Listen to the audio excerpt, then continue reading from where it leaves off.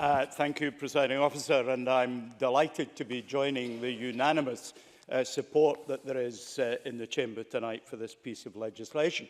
I have come to this comparatively late, and of course my starting point, as it often is I have read the bill. And I want to just make one or two observations that I hope will be seen as seeking to improve it.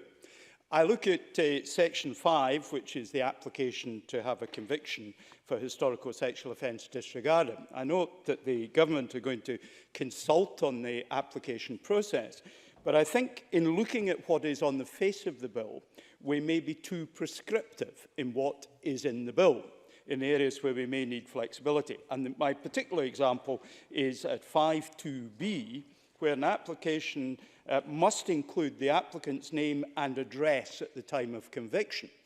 That isn't necessarily as easy as it sounds, as people, particularly who have felt vulnerable, may have moved address on a number of occasions and may not be able to provide the necessary accuracy in relation to the address at what may be a relatively distant event.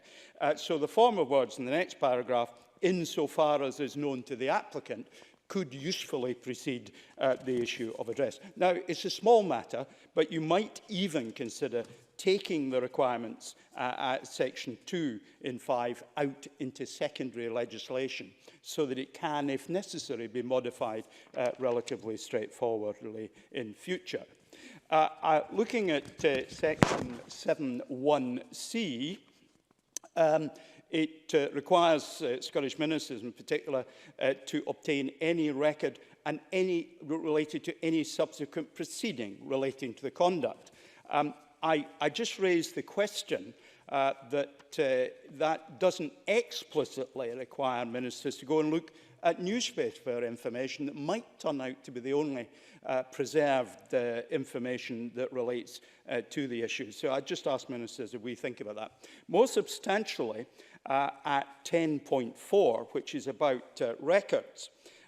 Removal from records means recording with the details of the conviction that it has been disregarded. Now, the High Court records go to the National Records of Scotland after 10 years and the Sheriff Court records after 25 years. That's well within the life of the person whose record may be marked as disregarded. That marking of the disregarding will, of course, be a public record available for people to see. I'm not sure that's absolutely right.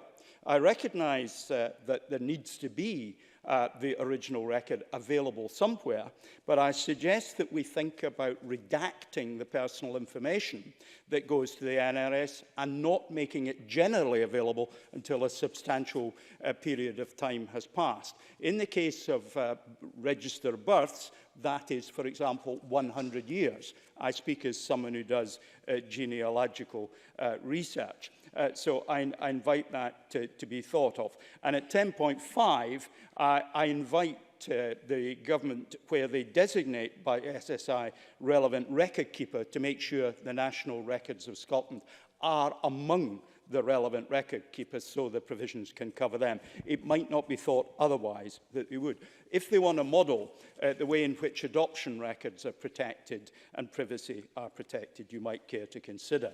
It's available under specified circumstances. I had to look for an adoption in relation to a probate case and was able to find the information, having given adequate reason for doing so. Now, both Maurice Corrie and Alec Cole-Hamilton have referred to Alan Turing.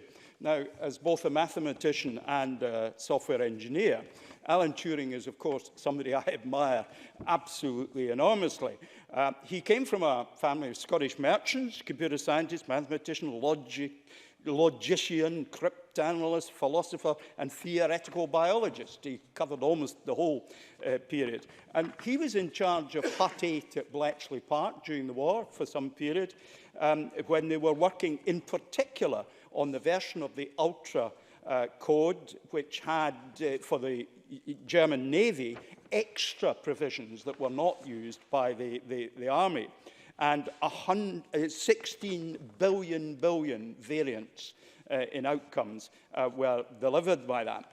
There are those who, in looking at Alan Turing's contribution to the war effort, and this is the upper end, but it could well be true, have suggested his work and the work of Hut 8 shortened the war by 2 years and may have saved as many as 14 million lives.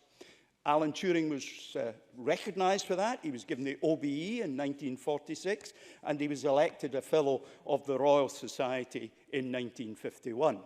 But none of that protected him in 1952, when he was convicted of an offence to which we're making reference today, and his security clearance was withdrawn so that he could no longer contribute to the security and safety of the country. He committed suicide in 1954 as a result of how he was treated. Today, we continue to celebrate his memory with the Turing test, which is an important part of the modern work on artificial intelligence. But be they ever so great, be they ever so humble, they were all caught by the injustices of the past. We won't forget the records and the detail, and sometimes you see the past glinting through the mists. If you go down to Rose Street Lane, you will find on the wall, on the corners, you will find engraved on the wall, "No loitering." And we've been talking about loitering and its particular meaning. That's why it's on the wall. Most people who ever look up and see that will be absolutely puzzled by what that means. When we get to the point that people are equally puzzled by the past on this subject, we have succeeded. Presiding Officer.